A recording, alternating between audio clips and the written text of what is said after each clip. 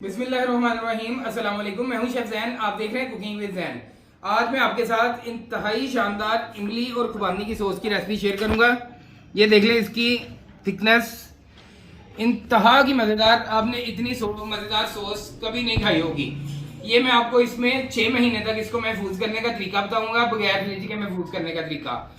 आप इसको मुकम्मल फॉलो करें, इंशाल्लाह आप रमज़ान में इसको बहुत ज़्यादा इंजॉय करेंगे। इसको बना के रख लें और ये जो सॉस है ये हर चीज के साथ फिट हो जाएगी। ये आप समोसों के साथ ले सकते हैं, आप इसको फ्राइज के साथ ले सकते हैं, आप इसको दही बल्लों के साथ ले सकते हैं।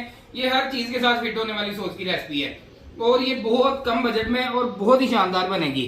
तो अब आते हैं हम रेसिपी की तरफ। ये हमने एक बार खुश्क खुबानी ले ली, ये हमने नीम गर्म पानी ले लिया थोड़ा सा, इसको हम इसमें शामिल कर देंगे और एक बार इसको अच्छे तरीके से वॉश कर लेंगे ताकि इसमें से ये जो डस्ट वगैरह है ये उतर जाए।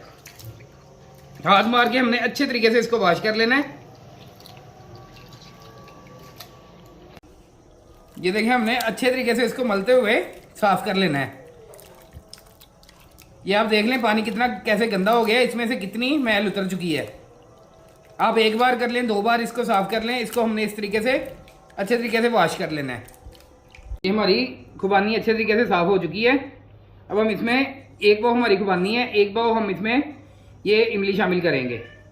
एक पाव हमने इमली शामिल कर दी। तकरीबन इसमें हम 1.5 लीटर पानी शामिल कर देंगे।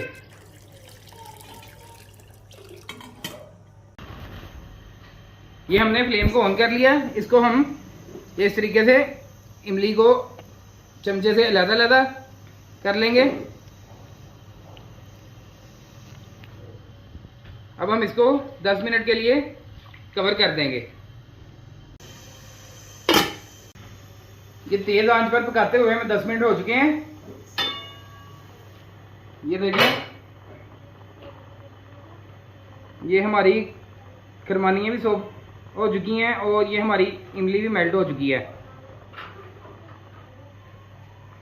अब हम फ्लेम को बंद कर देंगे और इसको हम ये स्टेन कर लेंगे।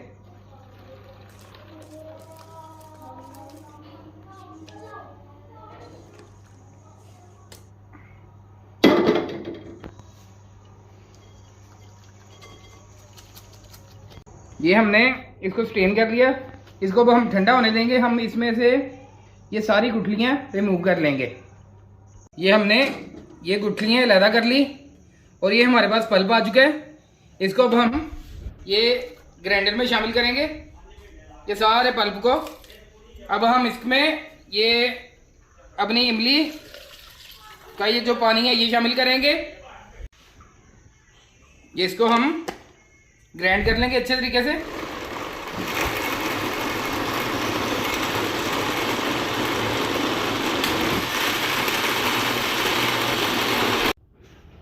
ये देख लें हमारे पल्प की कंडीशन, ये अच्छे तरीके से ग्राइंड हो चुका है।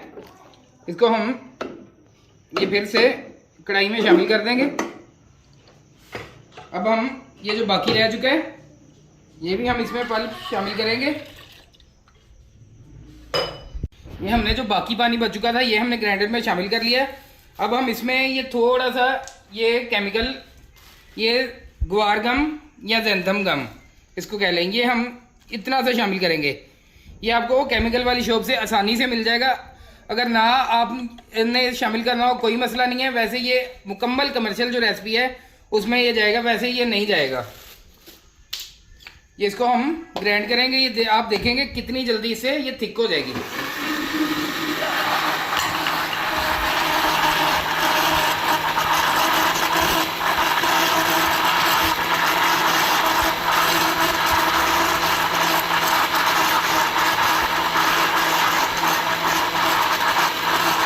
ये अब हम इसमें इसको शामिल कर देंगे। ये केमिकल डालने का फ़ायदा ये होगा कि ये बिल्कुल भी इससे ये पानी नहीं छोड़ेगी, ये एक जान रहेगी, ये खराब नहीं होगी। अब हम फ्लेम को ऑन कर लेंगे। हमने फ्लेम को ऑन कर लिया। अब हम इसमें 200 ग्राम के करीब, तकरीबन 200 ग्राम ये गुड़ है मेरे पास, ये अब हम इसमें शामिल कर देंगे। इसको हम मेल्ट होने देंगे। गुड़ जो है वो मेल्ट हो चुका है। अब हम इसमें तकरीबन 1.5 चम्मच नमक शामिल करेंगे। ये मेरे पास आधे चम्मच का छोटा स्पून है तो मैं ये 3 शामिल करूँगा, 1.5 चम्मच हो जाएगा। ये हमने 1.5 चम्मच इसमें नमक शामिल किया। इसमें हम 1 चम्मच हम इसमें चिली फ्लेक्स शामिल करेंगे। ये मेरे पास ज़ीरा पाउडर है, ये भी 1 चम्मच मैं इसमें शामिल करूँगा। ये मैंने दरदरा सा ये पीसा हुआ है, ये भी मैं 1 चम्मच इसमें शामिल करूँगा। इसके बाद हम इसमें आधा किलो हमने गुड़ शामिल किया था, अब 200 ग्राम हमने गुड़ शामिल किया और 200 ग्राम हम इसमें शुगर शामिल करेंगे। ये हमने इसमें ना अकेली हम चीनी शामिल करेंगे ना अकेला गुड़ शामिल करेंगे। अगर हम अकेली चीनी शामिल करेंगे तो इसका वो टेस्ट नहीं आएगा, अगर हम अकेला गुड़ शामिल करेंगे तो इसके भी वो टेस्ट नहीं आएगा।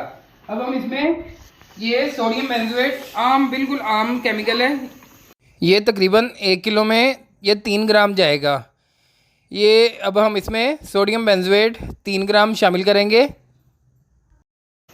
इससे ये 6 महीने तक भी बाहर पड़ी ख़राब नहीं होगी। अगर आपके पास ये ना हो तो आप इसको फ्रिज में रख लें, 2 महीने तक ये चटनी फ्रिज में ख़राब नहीं होगी। ये इस तरीके से आप तैयार करेंगी। तो ये अब हम इसमें 3-4 चम्मच, तकरीबन 2 से 3 चम्मच हम इसमें वाइट विनीगर ये शामिल करेंगे। ये हमने शामिल किया, इसको हम अब हल्का हल्का पका लेंगे। ये अब हम इसमें हल्का सा काले नमक का टच देंगे, इससे इसका टेस्ट में बड़ा ज़बरदस्त किस्म का इजाफा हो जाएगा। ये हमने आधा चम्मच इसमें काला नमक शामिल किया और ये हमने इसको मिक्स कर लेंगे। ये हमारी चटनी रेडी हो चुकी है। ये देख लें इसकी थिकनेस, ये मैं आपको प्लेट में भी चेक करवा दूंगा। ये गरम गरम है तो ये इस कंडीशन में है, ये इसमें बिल्कुल भी पानी की नहीं है, ये ठंडी होके और थिक हो जाएगी। ये देख सकते हैं आप, ये अभी गर्म है तो इसकी थिकनेस कितनी शानदार है, ये आप देख लें। ये आप इसको दही बल्लों के साथ, समोसियों के साथ, फ्राई चीज़ों के साथ इसको आप यूज़ करें। बर्गर वगैरह में भी आप इसको यूज़ कर सकते हैं। आप इसको बेइंतहा पसंद करेंगे, इंतहाई शानदार इसका टेस्ट होगा। ये बहुत स्पेशल चटनी की मैंने आपके साथ खट्टी मीठी चटनी की रेसिपी शेयर की है। यकीन करें बहुत मज़ेदार ये चटनी है। मैं ये आपको टेस्ट करके भी चेक करवाऊंगा। बिस्मिल्लाहिर्रहमानिर्रहीम, इंतहाई मज़ेदार आउट क्लास किस्म की चटनी है ये। आप इसको रमज़ान के लिए बनाकर फ्रिज में महफूज कर लें। अगर आपके पास केमिकल ना हो कोई मसला नहीं है, आप इसको केमिकल के बगैर भी बना के फ्रिज में महफूज कर सकते हैं।